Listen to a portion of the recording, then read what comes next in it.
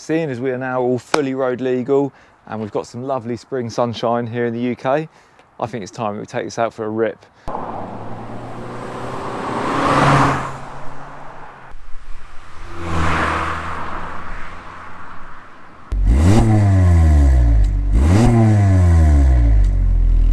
We're going to go get some nice photo shots of it somewhere, some country driving, bit of dual carriageway, just a bit of an assessment, see if this is all I'd hoped it to be.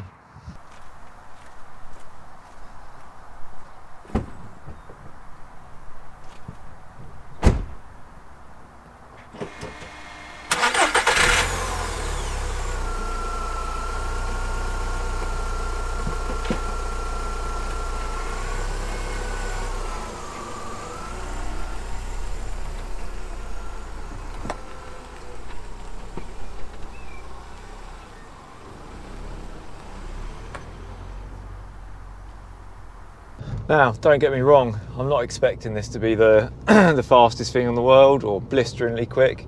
You know, it's only got 125 horsepower out of the little 1.6 16 valve AVY engine, but it's not always all about that. You know, it's the experience. You know, I'm thinking lightweight, hot hatch.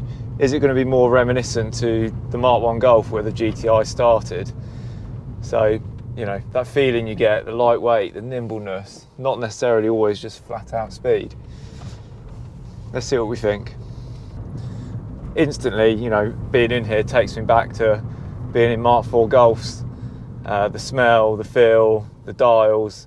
You know, obviously it's based on all the interior bits are very similar to a Polo 6N2, so that, you know, instantly like that. But as soon as I got in this, I instantly thought, wow, that's like being back in a Mk4 Golf when they were still relatively current. Now obviously this car I can't compare to a completely standard one because it's had a few tweaks along the way.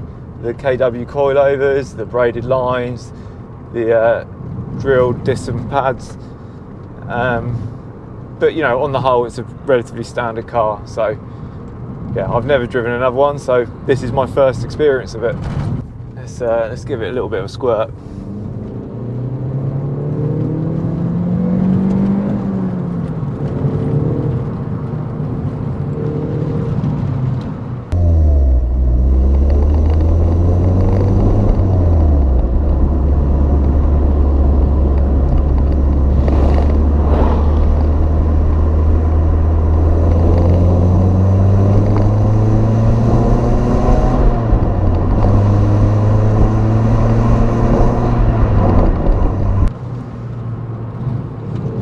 Yeah, so I mean, to really get the most out of it, you do have to sort of rev it, but it, you know, for 125 horsepower, it feels nippy.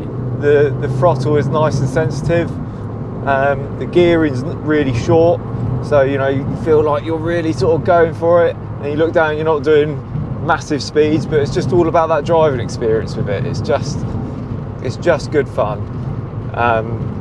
It instantly takes me back to being 18 and driving around in my Saxo VTR on these very roads, bombing around the top of Goodwood.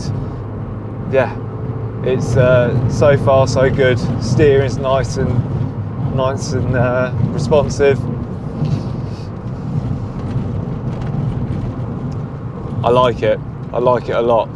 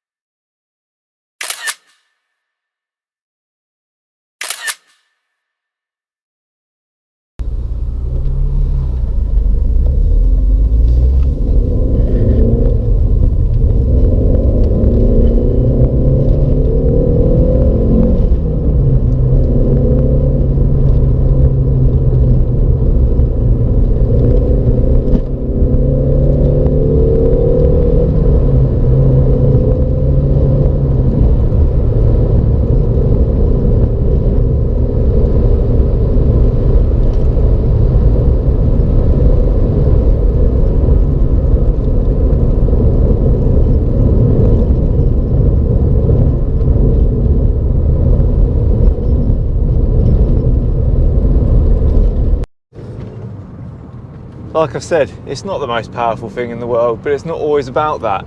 It's not effortlessly fast like my Golf R, in which, you know, it just is rapid and you don't even have to have any ability to drive it fast. This is different to that. You're rewarded for what you put into it. It's, you know, the more you put into it and the harder you push it, the quicker and more agile it is. It's all about the driving experience, and especially for me, the nostalgia, taking me back to when I was younger, driving these sorts of cars. Yeah, it is a cool thing. And they just come with so many little features, you know, 6-speed gearbox in this tiny little thing. They come with AC, ABS, electric mirrors. It's got a dark headliner to sort of feel real sporty while you're in here. The little centre exit, twin pipe exhaust. Even down to things like the doors are aluminium, the wings are aluminium. You know, they tried to make it a lightweight little car, keeping it agile and nimble. Even things like the little red seat belts, I just love it. All the little features I just absolutely love about this little car. It's everything I hoped it would be. But yeah, what's not to love about it? You know, it's small, the little wheels, it's low, it's tight and nimble, the sporty little exhaust. Yeah, I think it's a cool little car and I'm very pleased with my purchase. But let's get some more beauty shots of this while we're in this scenic location.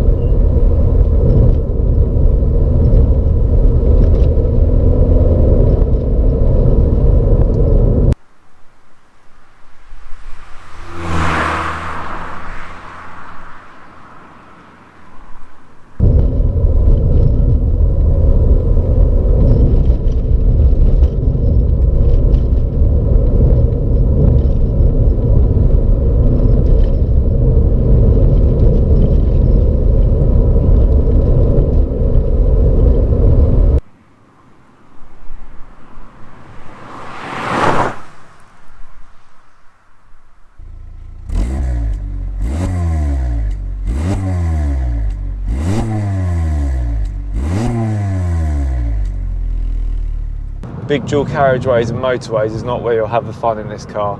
Yeah, it's you know, it's got its own little pace to it, but it's in the twisty stuff, sort of B roads, that's where this thing comes to life.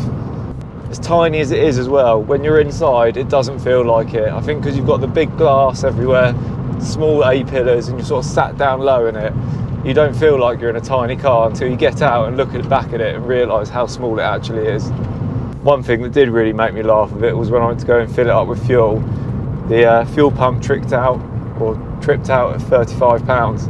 I was like, surely that can't be it. It was on reserve. But yeah, that is all it takes. At the moment, £35 fills the tank on this little thing. And being a Volkswagen kid at heart, old habits die hard. You know, I just love the little quirks and everything about them. Just, yeah, I love it.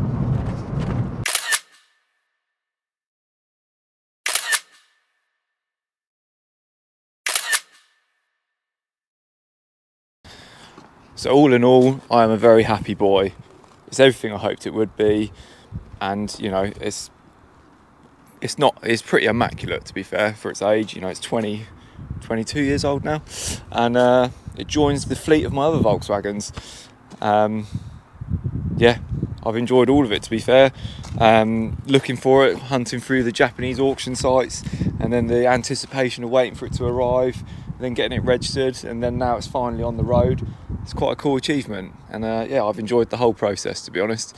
And hopefully you've enjoyed watching along and seeing me get this back onto the road. We'll say back onto the road, actually get it onto the UK roads, and yeah, and enjoying it. So now I can yeah, let it live here and enjoy it forevermore. So hopefully you've liked it, which if you have, give us a like, give us a subscribe, and we'll catch you in the next one.